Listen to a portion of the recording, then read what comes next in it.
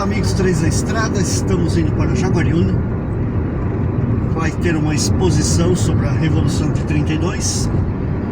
Quem não é de São Paulo talvez nem conheça essa história. É um feriado de 9 de julho que é comemorado apenas no estado de São Paulo.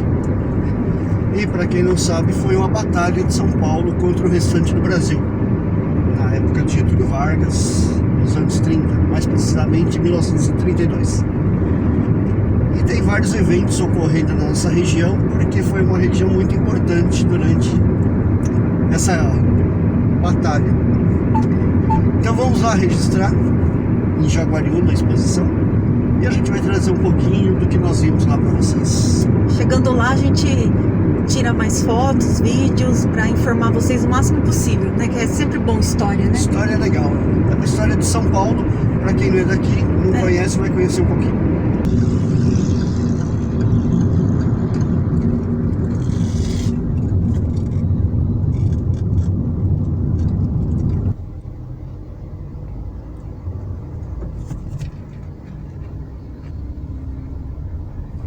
Bom, estamos chegando aqui no... É um teatro, a exposição é num teatro. É esse teatro aqui, ó, esquina. Então vamos conhecer a exposição. Aí depois nós vamos mostrar a praça para vocês também. Casa da Memória, né? É um lugar legal aqui pra gente poder conhecer e fazer umas imagens. Aqui da exposição da Revolução de 32. Vou tentar mostrar para vocês aqui uma geral. Aqui é um pouco de literatura do que aconteceu na época, alguns livros de história. Enfim. Aqui nós vamos ter uma bolsa que os soldados utilizavam. Está aqui 6º RI, deve ser regimento de alguma coisa. Interessante. Aqui nós temos recortes da época, cartão postal. Aqui, fotos de um ex-combatente. Uma documentação histórica bastante rica, muito bonita. E olhem que interessante, a primeira coisa interessante, uma bandeira paulista, depois da Revolução, assinada pelo general Euclides Figueiredo, para quem não sabe, foi pai do antigo presidente João Batista Figueiredo. E que interessante, o lado do mapa do Brasil está do lado direito e na nossa bandeira atualmente ele é do lado esquerdo. Muito interessante. Agora reparem bem nessa imagem, que depois eu vou mostrar uma outra para vocês. Aqui nós temos algumas fotos de ocasião, mas na minha visão a mais importante é esta foto aqui. Quem já ouviu aí falar do MMDC? Pois é, Martins Miragaia, Drauzio Camargo. Aqui estão eles, uma foto, lembrando que foram os primeiros a morrerem no início da Revolução, em 23 de maio. E essa exposição aqui é em alusão a eles e ao envolvimento de São Paulo na luta contra o Brasil, né? Aqui a gente tem uma foto mais detalhada deles, né? O Camargo, o Martins, o Drauzio e o Miragaia. O Camargo era um rapaz muito novo, segundo consta, ele tinha 17 anos quando ele morreu pela Revolução. Esse quadro aqui, ele é icônico, em todo lugar você vai ver.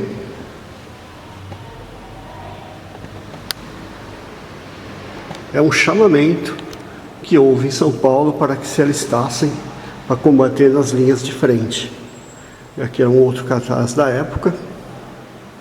E isso aqui, ele tinha em todos os lugares esse cartaz, porque São Paulo precisava de voluntários, porque a força era muito pequena. E olha que interessante essa outra bandeira de São Paulo. Vocês estão vendo algo aqui diferente? Aqui, ó, a bandeira de São Paulo com a América do Sul, não mais com a bandeira do Brasil. Eu não sei o significado, eu vou até pesquisar, se eu encontrar eu vou colocar embaixo. Eu não sabia da existência dessa bandeira, muito menos o que quer dizer a América do Sul ao invés de Brasil como é atualmente. Outra coisa bastante interessante que nós temos aqui é a matraca. O que era a matraca? A matraca era um instrumento de guerra, não parece, né? Mas isso aqui era um instrumento de guerra. São Paulo tinha poucas armas, metralhadora basicamente não tinha nada.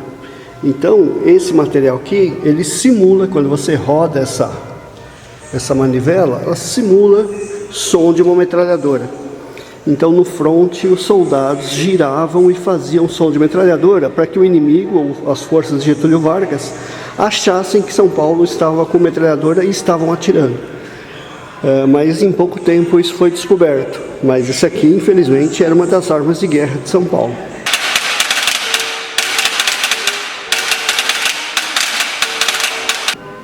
Para vocês terem uma ideia de como se dava a guerra, eu vou tentar fechar aqui no quadro. Vejam o armamento e tentem aí observar pelo vídeo esse rapaz aqui com um revólver, deve ser calibre 38, eu não entendo nada de armas, mas pensa como que você vai para uma guerra com um revólver. Era isso que São Paulo tinha. Uniforme das mulheres que participavam da guerra, né? Aqui é um corpo médico.